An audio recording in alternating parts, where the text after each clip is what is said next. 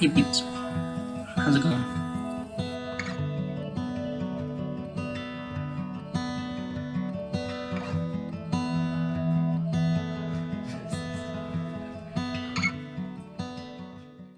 Hopefully you had time to watch the video that intros our online learning class. If not, I would suggest you go and watch that first. It'll have a lot of important info about what your expectations will be and what the weeks will look like. To recap a little bit from last week, hopefully you were able to do your book Head Heart that was loaded onto your computer before spring break. If not, no rush on that, but please get that done and turn it in to me via email or on Google Classroom. We are going to be focused on two things this week.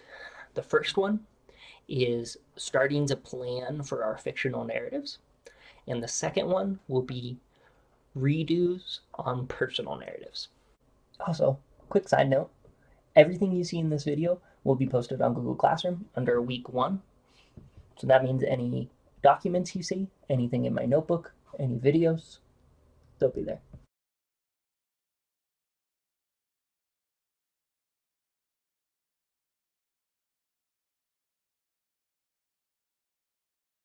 First, if you remember planning for our personal narrative, we did the same thing. You'll need a piece of paper and you'll divide it into 4 boxes. Another quick side note, all of this is supposed to last you the week, so please feel free to stop and pause the video when you need to follow along, or if you're at a good stopping point for the day. Next, you're going to label each of those squares.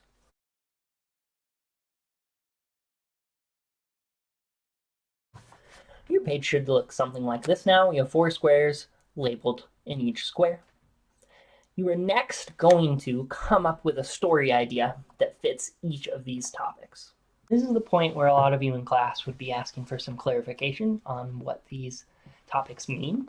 So I'm going to give you a couple examples here, and I will post my full page on Google Classroom, a copy of it, so you can look through those examples and kind of see what those look like. The first one, for my experience or moment, we read a story called Spencer's 4 o'clock holiday in the oven. This was a story I wrote actually, and this is where I got the idea. Is it was an experience or a moment I had. This says helping Paul get through his parents' divorce as he was hiding under his desk.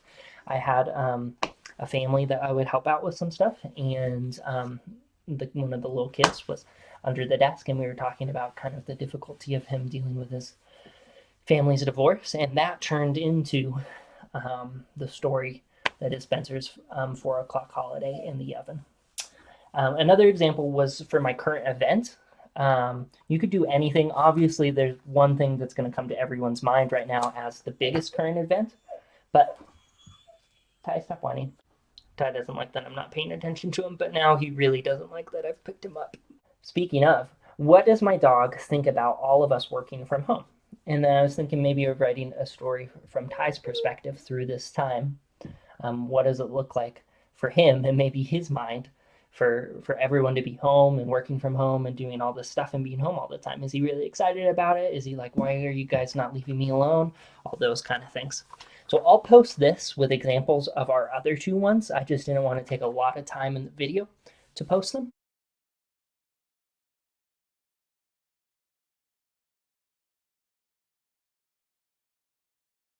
Next part of planning for your fictional narrative will be doing your protagonist test drive.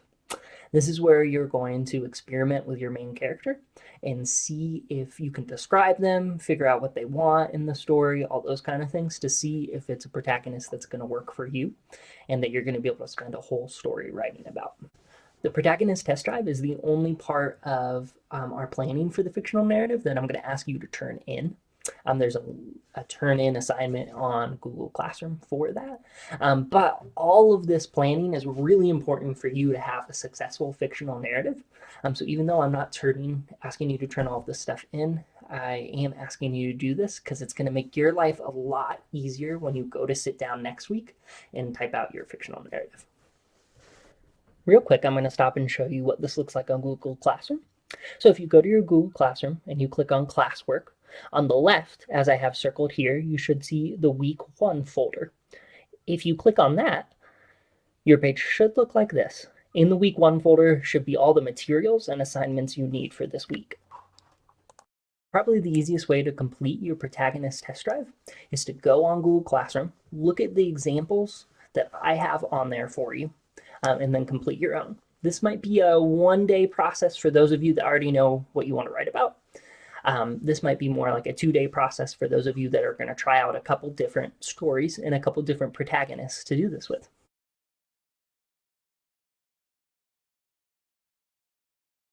If you don't have the ability to print your plot diagram, that's okay. You can do what I did here and draw your own plot diagram on a piece of paper or in your notebook. There's 3 things you need to have on your plot diagram: the exposition, your beginning, where things start, what the setting looks like, if you remember that, your climax. That's remember when the story is at its worst, we're worried about the conflict, and then things start to take a turn. Okay, and then your resolution. Okay, this is how the story ends. Are some of the conflict resolved? Are all the characters okay? Etc. I know you won't have every single plot point on your diagram, but see what things you can come up with. If you know someone's going to do something in the story, see if you can add this. This is the plan you're going to work off of for your story.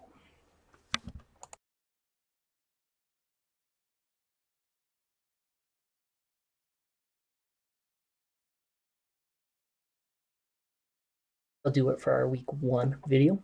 Please make sure if you have any questions to email me, or everyone needs to remember, attend 1 video session on Microsoft Teams. You can ask me any questions you have there. And remember, there's examples of all these things up on Google Classroom.